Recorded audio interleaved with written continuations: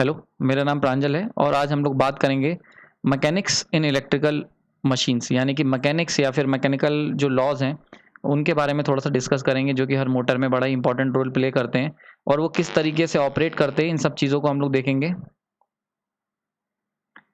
Okay, तो force और torque में डिफरेंस समझने के लिए मुझे एक व्हील लेना पड़ेगा। ये एक व्हील है, मान लेते हैं मेरे पास, और इसमें ये दो ऑपरेटिंग पॉइंट हैं, ए और बी। अगर मैं यहाँ पे पुश करता हूँ तो ये व्हील जो है वो इस तरीके से रोटेट होने लगेगा। अगर मैं यहाँ पे पुश करता हूँ तो ये जो व्हील है वो सीधी डायरेक्शन में मूव करने लगेगा, रोटेट ना होके केवल एक कांस्टेंट स्पीड से यानी कि बिना रोटेट हुए मूव करने लगेगा। तो यहाँ से क्या होता है, आप यानी कि अगर मैं डिफरेंट पॉइंट ऑफ एक्शन पे, डिफरेंट पॉइंट ऑफ सरफेसिस पे अगर मैं सेम फोर्स अप्लाई करूंगा यानी कि एफ फोर्स अगर मैं यहाँ पे अप्लाई करता हूँ तो अलग रिजल्ट मुझे देखने को मिलेगा, यहाँ पे फोर्स अप्लाई करूंगा तो कुछ डिफरेंट रिजल्ट देखने को मिलेगा। यानी कि फोर्स फिक्स होते हुए भी उसका पॉइंट ऑफ एक्शन जो है वो बहुत ज़्यादा डिसाइड करेगा कि आपकी जो बॉडी है वो किस तरीके का मोशन परफॉर्म करेगी। ठीक है, तो एक्चुअल में दो तरीके के मोशन जो होते हैं, ठीक, एक होता है रोटेशनल मोशन और एक होता है ट्रांसलेशनल मोशन। ट्रांसलेशनल मोशन क्या होता है, जिसमें आपने एक बॉडी पे फोर्स लगाई और वो सीधे एक एक्स डायरेक्शन में मूव होने लगे। रोटेशनल मोशन क्या होता है कि वो अपनी एक्सिस पे रोटेट होने लग जाए यानी कि सर्कुलर मोशन इस तरीके से परफॉर्म करने लगे अपनी एक फिक्स्ड एक्सिस पे। इसे हम लोग कहते हैं रोटेशनल मोशन। ठीक है, तो यानी कि ऐसा कोई भी मोशन जिसमें बॉडी अपनी पोजीशन ना छोड़े यानी कि एक्स एक्सिस में उसकी जो ये एक्सिस है, एक्स एक्सिस पे उसकी जो सेंटर है वो फिक्स रहे, लेकिन जो पॉइंट है यानी कि जो उसका सरकमफ्रेंस है वो रोटेट होने लगे, वो अगर अपने पॉइंट ऑफ एक्सिस के अराउंड घूमने लग जाए तो ऐसे फोर्स को हम लोग कहते हैं टॉर्क। यानी कि ऐसा फोर्स जो किसी भी बॉडी के अंदर रोटेशनल मोशन क्रिएट कर दे, रोटेशनल मोशन क्रिएट कर दे, ऐसे फोर्स को हम लोग कहते हैं टॉर्क। और मैथमेटिकली अगर बात की जाए तो टॉर्क जो होता है वो इक्वल टू फोर्स इनटू जितनी दूरी पर लगाया गया है यानी कि डिस्टेंस फ्रॉम एक्सिस, यहाँ पे आर ले लेता हूँ यानी कि जितनी दूरी पे लगाया गया है, अगर ये आर है तो डिस्टेंस फ्रॉम एक्सिस यानी कि सेंटर एक्सिस से कितनी दूरी पर तुमने वो फोर्स लगाया है, वो जो डिस्टेंस है उसको मैंने यहाँ पे आर से रिप्रेजेंट किया है। ये वो डिस्टेंस है जितनी दूरी पे मैंने फोर्स लगाया है। ठीक है, तो ये हो गया टॉर्क। तो टॉर्क एक ऐसा फोर्स, टॉर्क वो फोर्स हो गया जो एक रोटेशनल मोशन क्रिएट कर देगा किसी बॉडी के अंदर। ठीक, और अगर आपका फोर्स केवल ट्रांसलेशन मोशन क्रिएट कर रहा है तो वो फोर्स रहेगा।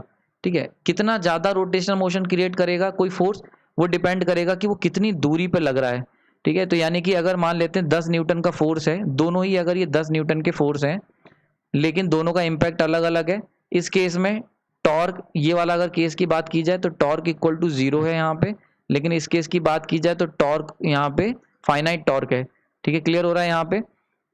इसको मैं अगर मैथमेटिकली कहा जाए तो इसको हम यहाँ से समझ सकते हैं कि सेम फोर्स अगर ये व्हील है, ठीक, और यहाँ से यहाँ तक की डिस्टेंस जो है वो 1 मीटर है, ज़्यादा हो गया, 1 सेंटीमीटर ले लेते हैं। 1 सेंटीमीटर अगर डिस्टेंस है तो एक सेम फोर्स लग रहा है 10 न्यूटन का यहाँ पे, सेम एक फोर्स लग रहा है 10 न्यूटन का यहाँ पे।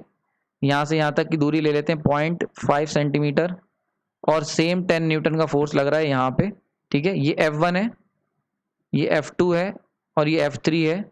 तो अगर बात की जाए टॉर्क की T1 की, तो T1 इक्वल टू यानी कि 10 इंटू 1 सेंटीमीटर यानी कि 10 आ जाएगा यहाँ पे। ठीक है, 10 इंटू 10⁻³ क्योंकि सेंटीमीटर में मीटर में होता है ये चीज़, न्यूटन मीटर इसकी यूनिट होती है। ठीक है, ओके। और T2 की बात की जाए तो T2 equal to 10 into 0.5 into 10⁻³। ठीक, यहाँ पे। और अगर T3 की बात की जाए तो वो 0, यानी कि आप देख रहे होगे कि सेम फोर्स है 10 न्यूटन का तीनों पॉइंट पे, लेकिन पॉइंट ऑफ एक्शन डिफर होने के कारण वही सेम फोर्स टॉर्क अलग अलग टॉर्क प्रोड्यूस करेगा, सेम फोर्स। तो यहाँ पे यानी कि आपको क्लियर हो रहा होगा कि फोर्स और टॉर्क आपस में डिफर करते हैं। ठीक, तो फोर्स जो है वो टॉर्क में कन्वर्ट हो सकता है, पर डिपेंड करता है कि किस पॉइंट ऑफ एक्शन पे वो फोर्स अप्लाई किया गया है। नेक्स्ट हमारा इलेक्ट्रोमैग्नेटिक टॉर्क। इलेक्ट्रोमैग्नेटिक टॉर्क के बारे में बता रहे हैं, इसको बड़ा ध्यान से समझना है, ये सबसे ज़्यादा इंपॉर्टेंट पॉइंट है क्योंकि ये आप इलेक्ट्रिकल इंजीनियरिंग मशीन्स में हम लोग इसको देखेंगे। तो मान लेते हैं कहीं पे मैग्नेटिक फील्ड लाइंस जो है वो कुछ इस तरीके से पास हो रही हैं और इन्हीं फील्ड लाइंस के अंदर एक मैंने कंडक्टर रख दिया है, इस तरीके से कंडक्टर प्लेस्ड है। ठीक, अब क्या होगा, सेकंड केस, आपकी मैंने इस मैग्नेटिक फील्ड लाइन जो है उनको पास होने से रोक दिया है और कंडक्टर को एनर्जाइज कर दिया है। मान लेते हैं कंडक्टर में मैंने क्रॉस पोलैरिटी का ले लिया है। क्रॉस का मतलब क्या होता है, इनवर्ड करंट जा रही है, इनवर्ड करंट इनवर्ड की तरफ है। तो ऐसे में अगर आप राइट हैंड रूल लगाओगे तो आपको इस तरीके से मैग्नेटिक फील्ड की डायरेक्शन पता चल जाएगी, यानी कि क्लॉकवाइज डायरेक्शन में मैग्नेटिक फील्ड होगी।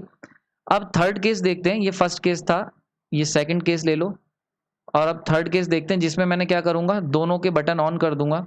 अगर हम दोनों के बटन को ऑन करते हैं यानी कि मैग्नेटिक फील्ड भी अप्लाई करता हूं और क्रॉस की मैग्नेटिक फील्ड भी ले लेता हूं, तो ऐसे केस में इसकी ये मैग्नेटिक फील्ड होगी इस तरीके से क्लॉकवाइज डायरेक्शन में। अब यहाँ पे इंटरेस्टिंग चीज़ देखने वाली है, मैग्नेटिक फील्ड कुछ अलग तरीके से बिहेव करेगी। जो पहले सीधी सीधी जा रही थी यहाँ पे, इस केस में ये कुछ इस तरीके से कर्व को फॉलो करेगी, ये डिस्टॉर्ट हो जाएगी, यानी कि पहले से जैसे कांस्टेंट जा रही थी वैसे नहीं जाएगी, क्योंकि हम जानते हैं कि मैग्नेटिक्स का लॉ होता है, जो laws of magnetic field lines की जो इक्वेशंस और लॉज हमने पढ़े हैं कि वो कभी एक दूसरे को टच या कट नहीं करती हैं। तो इस तरीके से बेंट हो जाएंगी और ये जो बेंट होंगी ये इनकी वजह से इस कंडक्टर पे एक डाउनवर्ड डायरेक्शन में फोर्स लगने लगेगी F। ये जो फोर्स लगेगी इस फोर्स को नाम दिया जाता है इलेक्ट्रोमैग्नेटिक फोर्स। इलेक्ट्रोमैग्नेटिक फोर्स क्योंकि ये इलेक्ट्रिकल एनर्जी यानी कि कंडक्टर का करंट और मैग्नेटिक एनर्जी जो कि ये फील्ड है, इन दोनों के इंटरेक्शन के कारण जो फोर्स आ रही है उसे नाम दिया जाता है इलेक्ट्रोमैग्नेटिक फोर्स। और सिमिलरली अगर ये कंडक्टर जो है, ये जो मैंने पूरा आप लोगों को ऊपर डायग्राम बना के समझाया है, अगर ये कंडक्टर मैंने इसको यहाँ पे प्लेस कर दिया इस किसी सर्कुलर पाथ एक व्हील के कॉर्नर पे, तो ये जो फोर्स लगेगी कुछ इस तरीके से, अगर इस पे फोर्स लग जाएगी इस डायरेक्शन में, तो ऐसे में क्या होगा, ये व्हील जो होगा वो रोटेट होने लग जाएगा और तब मैं ऐसे कहूँगा ये जो फोर्स F थी ये कन्वर्ट हो जाएगी टॉर्क में और उसको नाम दिया जाता है electromagnetic torque, EMT, electromagnetic torque. तो आई होप समझ में आ गया होगा आपको कि कैसे इलेक्ट्रोमैग्नेटिक टॉर्क वर्क करता है। ठीक है, तो अगर ये पहला केस, अगर हमने करंट में, कंडक्टर में कोई करंट नहीं है तो कोई फोर्स नहीं महसूस करेगा वो। अगर मैग्नेटिक फील्ड नहीं है, केवल करंट है, तब भी कोई फोर्स महसूस नहीं करेगा। लेकिन अगर कंडक्टर के अंदर करंट है और मैग्नेटिक फील्ड भी अप्लाई है तो क्या होगा, कंडक्टर की मैग्नेटिक फील्ड और बाहर की जो मैग्नेटिक फील्ड है ये दोनों आपस में इंटरेक्ट करके एक फोर्स जनरेट करेंगे और वो फोर्स होगा इलेक्ट्रोमैग्नेटिक फोर्स होगा। खास बात यहाँ पे देखने वाली ये है, जैसा कि मैंने आपको शुरुआत के लेक्चर्स में बताया है कि कभी भी इलेक्ट्रिक फील्ड दूसरी इलेक्ट्रिक फील्ड के साथ इंटरेक्ट करती है लेकिन मैग्नेटिक फील्ड के साथ इंटरेक्ट नहीं करती। तो इस कंडक्टर के अंदर करंट जरूर आ रहा है पर ये जो फोर्स महसूस कर रहा है वो अपनी मैग्नेटिक फील्ड के कारण कर रहा है, ना कि उसके अंदर जो करंट का मैग्नीट्यूड है। ठीक है, तो करंट से मैग्नेटिक फील्ड बन गई तो अल्टीमेटली इंटरेक्ट जो कर रही है वो मैग्नेटिक फील्ड कर रही है, हालांकि वो मैग्नेटिक फील्ड उस करंट के कारण आ रही है।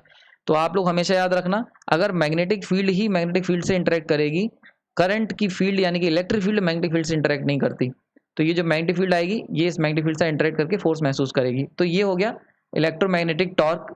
आई होप ये समझ में आया होगा आप लोगों को। अब नेक्स्ट क्वेश्चन आता है, व्हेन टॉर्क जनरेट मोशन। तो अभी तक आपको टॉर्क, क्या हर टॉर्क से मोशन जनरेट हो सकता है, रोटेशन? तो इसको जरा समझते हैं। अगर मान लेते हैं अगेन ये सेम मेरे पास एक राउंड व्हील है और इस पे मैं आपको एक फोर्स लगा के दिखाता हूँ। ये फोर्स है F और एक फोर्स मैंने ये लगाई F। ठीक है, इस केस में अगर बात की जाए, क्योंकि दोनों फोर्स एक दूसरे के सपोर्टिव हैं तो यस मोशन होगा। मोशन यानी कि कौन सा मोशन होगा, ये रोटेशनल मोशन।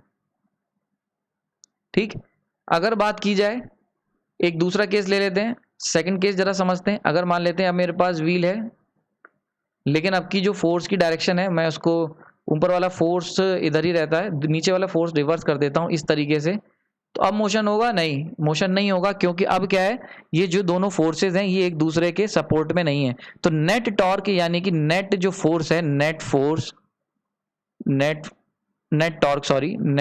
टॉर्क वो इक्वल टू 0। ये बात समझ में आ गई होगी। यानी कि रोटेशनल जो है किसी बॉडी का वो डिपेंड करेगा कि उस पर नेट टॉर्क कितना लग रहा है, फोर्स से इतना इंपॉर्टेंस नहीं है, सब कुछ टॉर्क की बात है। क्योंकि यहाँ पे इस केस में, ये जो पहला वाला केस बताया था, इसमें जो नेट टॉर्क है, नेट टॉर्क वो equal to F plus F है।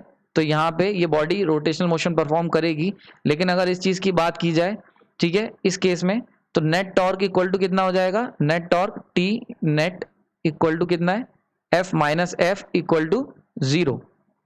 तो इस केस में ये बॉडी जो है रोटेशनल मोशन परफॉर्म नहीं करेगी क्योंकि टॉर्क 0 है। हाँ, अगर बात की जाए ट्रांसलेशन मोशन की, जो कि एक दूसरा मोशन है जो मैं बता चुका हूँ, ट्रांसलेशन मोशन यानी कि लीनियर लाइन मोशन, तो ये मोशन, ये बॉडी क्या ट्रांसलेशन मोशन परफॉर्म करेगी, तो नहीं करेगी ट्रांसलेशन मोशन। क्यों? क्योंकि इसमें डायरेक्शन ऑफ फोर्स जो है वो क्या है, रिवर्स है एक दूसरे के। यानी कि इस केस में ट्रांसलेशनल मोशन यानी कि एफ नेट वो 0 होगा क्योंकि एक डायरेक्शन फोर्स की इधर है और नेक्स्ट डायरेक्शन फोर्स की रिवर्सिबल है। लेकिन अगर इसकी बात करी जाए तो यस, ट्रांसलेशनल मोशन इसमें होगा क्योंकि एफ जो होगा, जो नेट होगा एफ, वो equal to F plus F यानी कि 2f।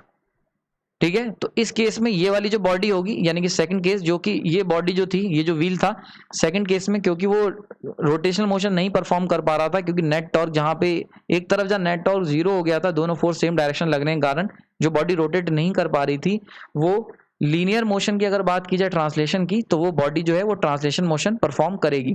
ठीक है, तो ये आई थिंक ये आपको समझ में आ गया होगा कि बॉडी अगर रोटेशनल मोशन परफॉर्म करेगी, बॉडी का जो रोटेशनल मोशन है वो एक्चुअल में डिपेंड करेगा, अगर बॉडी की बात की जाए रोटेशनल मोशन की, रोटेशनल मोशन तो वो डिपेंड करेगा आपके टॉर्क पे, नेट टॉर्क पे, टी नेट। ठीक है, और ट्रांसलेशनल मोशन की बात की जाए, ट्रांसलेशनल मोशन की, तो वो डिपेंड करेगा एफ नेट यानी कि नेट फोर्स कितना है। ठीक है, तो ये समझ में आ रही होगी, ट्रांसलेशनल मोशन नेट फोर्स पे और रोटेशनल मोशन नेट टॉर्क पे डिपेंड करेगा। ये दोनों चीजें एकदम क्लियर हो गई होंगी। बस इतनी सी आपको मैकेनिक्स जानने की जरूरत है इस पूरे चीजों को समझने के लिए। आगे हम लोग देखेंगे कि क्या कोई ऐसा रूल है, इज देयर एनी रूल जो कि कनेक्ट करेगा तीन चीजों को। कौन कौन सी? एक मैंने इलेक्ट्रिकल एनर्जी पढ़ ली, एक मैंने मैग्नेटिक एनर्जी पढ़ ली, मैग्नेटिक, और एक मैंने मैकेनिकल एनर्जी पढ़ ली। क्या ये तीनों एनर्जी को कोई कनेक्ट करने वाला रूल है? तो जी हाँ, रूल का नाम है फ्लेमिंग्स रूल्स, और इसको हम लोग नेक्स्ट वीडियो में देखेंगे। बहुत ही इंपॉर्टेंट रूल्स हैं अगर आपको मशीन सीखनी है। इस वीडियो में आई होप आपको मशीन्स मैकेनिक्स जो भी इन्वॉल्व होती है इलेक्ट्रिकल मशीन्स में वो समझ में आई होगी। ओके, थैंक यू, आपने इतना टाइम दिया। अब हम लोग नेक्स्ट वीडियो में इस चीज़ को देखेंगे, और आपके वैल्यूबल टाइम देने के लिए धन्यवाद।